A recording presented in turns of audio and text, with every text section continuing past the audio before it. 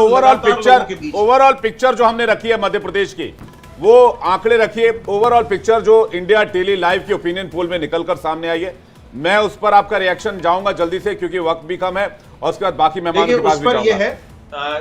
जी, कमोबेश पिछले चुनावों जैसी ही स्थिति है। यदि ऐसा रहता है तो भी जनता ने पिछली बार जो हम पर विश्वास दिखाया था वो हमें पूरा काम करने का मौका जरूर देगी, हमें ऐसी उम्मीद है। और इस बार हमारे विधायक को कोई ये नाच गाना करके ले जा नहीं पाएगा। जी, मुझे लगता है कि प्रत्युष, हम आगे बढ़ने से पहले एक चीज में, पूरे नतीजे आ जाने के बाद जो रुझान है, जो ओपिनियन अपना पोल है वो बता रहा है, मेरा सिर्फ एक मन में सवाल है कि कहीं बीजेपी के पास ये सिचुएशन तो नहीं हो जाएगी जिसको कहते हैं अंग्रेजी में प्रॉब्लम ऑफ प्लेंटी, मतलब इतने सारे नेता उन्होंने ऊपर से नीचे उतारे हैं कि अंदर अंदर कुछ और हमारा बात कि आपने यहाँ पर केंद्रीय मंत्रियों को और सांसदों को सबसे ज्यादा मध्य प्रदेश में उतारा, उसके बाद भी अगर ओपिनियन पोल आपका 115 में आकर टिक रहा है तो कांग्रेस 108 तक जा रही है। चेहरों की क्रेडिबिलिटी क्या हुई सर? एक इंपॉर्टेंट बात जोड़ना चाहता हूँ। देखिए, पिछली बार और अब में वोट प्रतिशत में अब भी बीजेपी आगे है, पिछली बार भी आगे थी, अब तब 0.8% आगे थी, आज 0.9% आगे है। तो अब ये जो 0.1% का जो फर्क है, क्या इस फर्क से सीटों का कैलकुलेशन इतना फेवर में चला जाएगा भारतीय जनता पार्टी के जितना दिख रहा है? ये चूंकि ये इतना माइन्यूट मुकाबला है आमने सामने का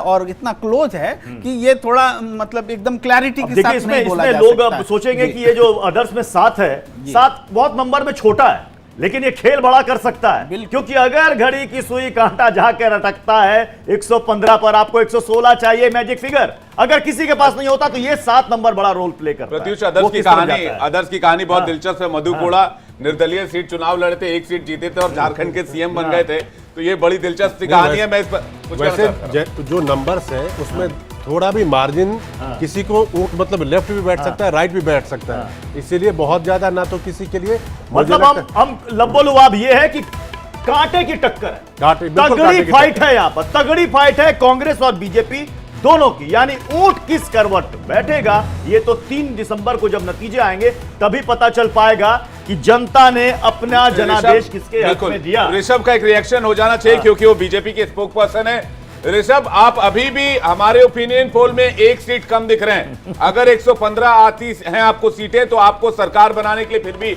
1 सीट चाहिए होगी। कहीं 2018 वाला रिजल्ट जो है वो रिपीट ना हो जाए आपके साथ।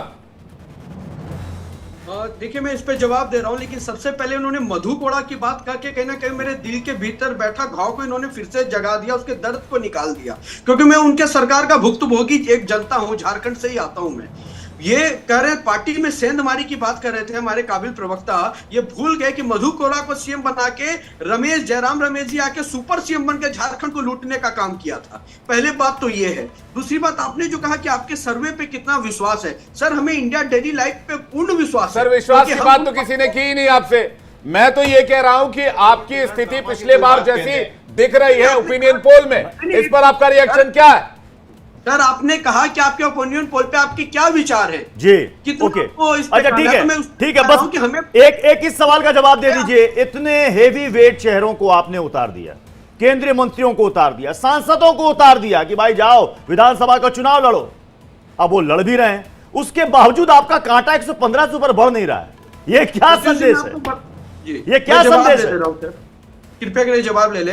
हमें तो खुशी है कि हमारे पार्टी के पास इतने चेहरे हैं जिनको जब जैसा आदेश दिया जाए वो देश हित, राष्ट्र हित के लिए सेवा भाव में उतरते हैं। तो हमें कोई इस बात का आश्चर्य नहीं है कि कौन नेता को उतार दिया, हमने कार्यकर्ता को उतारा है और कार्यकर्ता चुनाव लड़ रहा है। और जहां तक सुई फंसने की बात है, ये तो एक आकलन आपने किया, इतने 25 साल के कार्यकाल के बाद भी अगर हम 115 आपके आकलन में आ रहे हैं, जो वो लोग जो सीना पीट रहे थे कि एंटी इनकम्बेंसी है, चुनाव नहीं जीत पाएगा, 50 पार नहीं कर पाएगा, 60 पार नहीं कर पाएगा, उनके मुंह पे करारा तमाचा इंडिया डेली लाइफ के कर्मठ पर यश श्रीवास्तव कुछ कहना चाह रहे हैं, मुस्कुरा भी रहे हैं। यश, देखिए प्रत्युष जी, तमाचे का यूं है कि तमाचा तो विजयवर्गीय जी ने बीजेपी को मारा था जब उन्होंने आते ही बोला कि भाई हम तो बड़े नेता हो गए थे, और फिर उनको बीजेपी ने शायद वापस जवाब दिया जब उन्हें मोटरसाइकिल पे बिठा दिया गार्ड के साथ। तो तमाचा रहने दीजिए ऋषभ जी।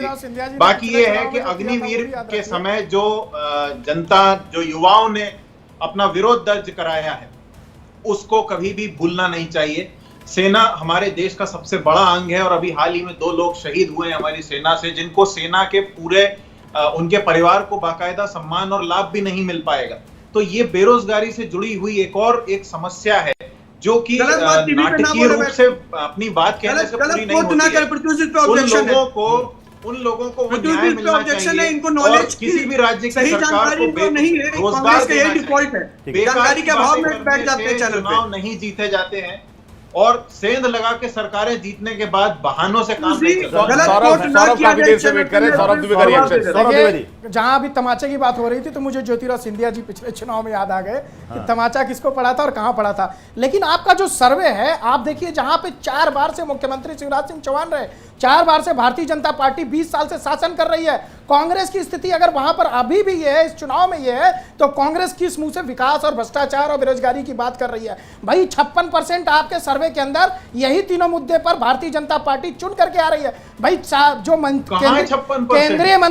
केंद्रीय मंत्री जो उतारे गए, मैं 20% जो इनका बेरोजगारी का मुद्दा था वो तीनों मुद्दों के जोड़ के बात कर रहा हूं। आप नहीं समझ पाएंगे, आंकड़ों की बात कर रहा हूं।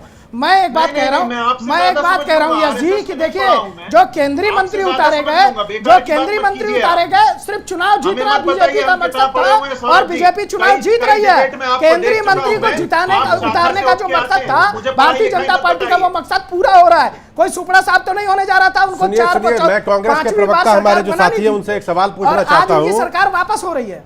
सुनिए, आपस में लड़िए मत। मैं कांग्रेस के प्रवक्ता जो हमारे हैं, मैं उनसे एक सवाल पूछना चाहता हूं कि इस बार भी जो नंबर्स दिखाई दे रहे बिल्कुल कांटे का है। अगर यानी किसी से 5 भी निकल के लेफ्ट राइट हो जाए तो मामला बदल सकता है।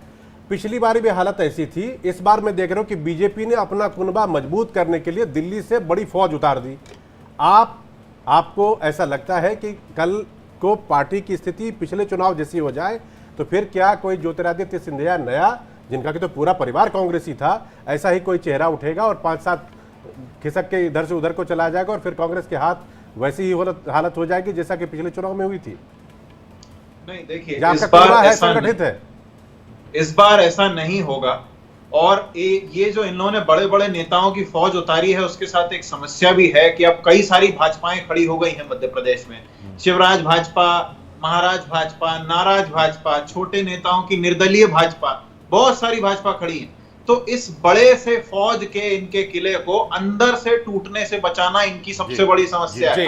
यदि शुद्ध राजनीति की बात, देखिए आखिरी मोहर तो जनता की तरफ से लगेगी जब वो ईवीएम का बटन दबाएंगे और रिजल्ट 3 दिसंबर को आएंगे तो जो नतीजा है पूरी दुनिया के सामने होगा और उस दिन हमारे इस ओपिनियन पोल के ऊपर जो जनता है वो भी मोहर भी लगाएगी। तो मध्य प्रदेश की बात हमने आपको बता दी। अब चलिए रुक करते हैं छत्तीसगढ़ का। फिलहाल आप सभी मेहमानों का बहुत बहुत